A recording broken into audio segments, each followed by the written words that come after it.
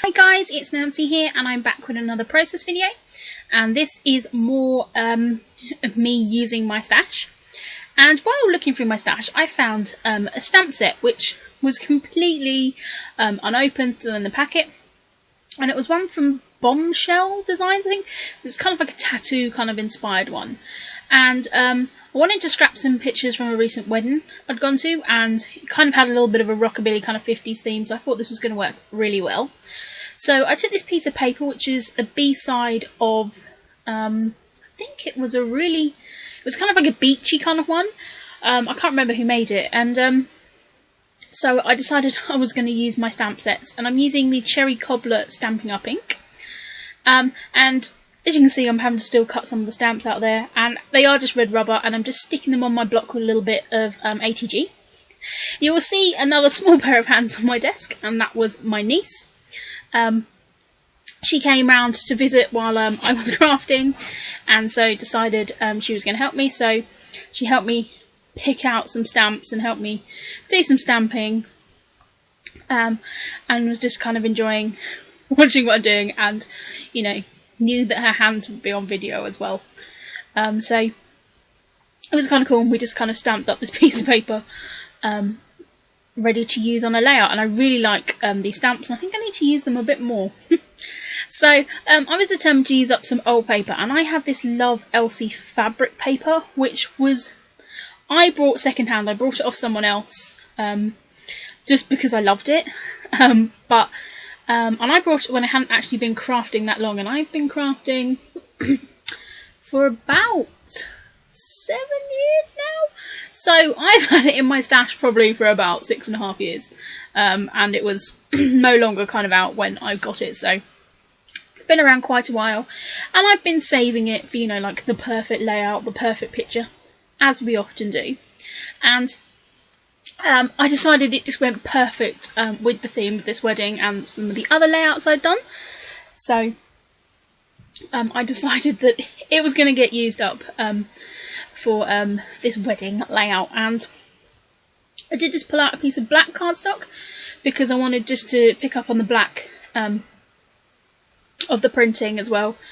And I kind of just used a real mix match of some Project Life 6x6 paper pads, and I think there was also a piece from one of the Create Paper ones. Again, this was just like a mix one. I really wanted to get, the main aim of this layout was to use up that Love Elsie one, and also use those stamps up. And I really liked making my own paper using stamps, so I think that's something you're probably going to be seeing from me again in the future, because I really love it. And this is actually quite a simple layout. You know, this is kind of quite a generic kind of design, this kind of stripped down the side there, but I really liked it, and I just added a little bit interest there to the bottom. I had a wood veneer that said love, and as there was kind of love all in the background, I thought I'd echo that out. I'm just taking actually some navy ink here, and I'm just stamping another couple of those swallows on there to use as an embellishment. So I'm taking some more of that paper, and I'm using one of my stencils, and this is just a heart one, and I'm just drawing around it in order to kind of cut some heart shapes out. Again, I'm going to use these for embellishments.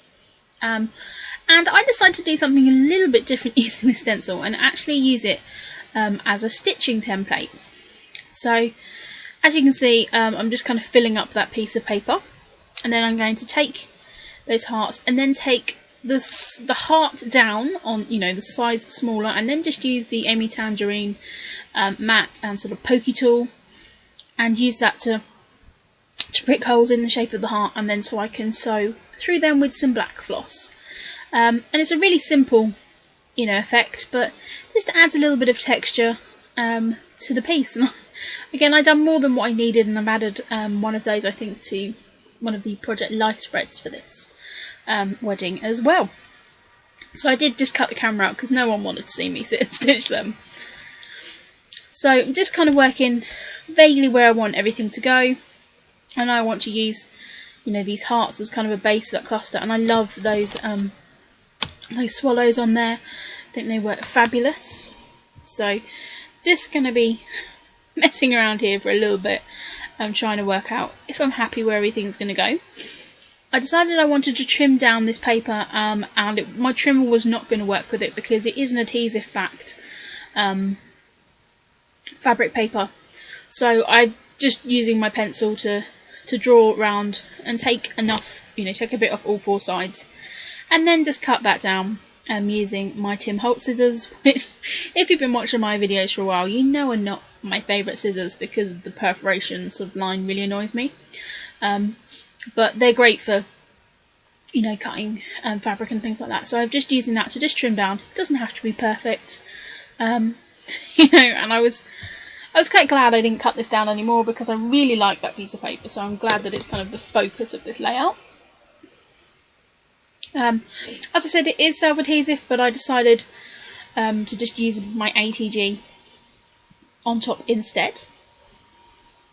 I'm going to take my black archiver's ink and just ink all the edges just to make everything stand out against that busy background, including all of the hearts and the little swallows and everything, and I even just put a little bit on those doilies.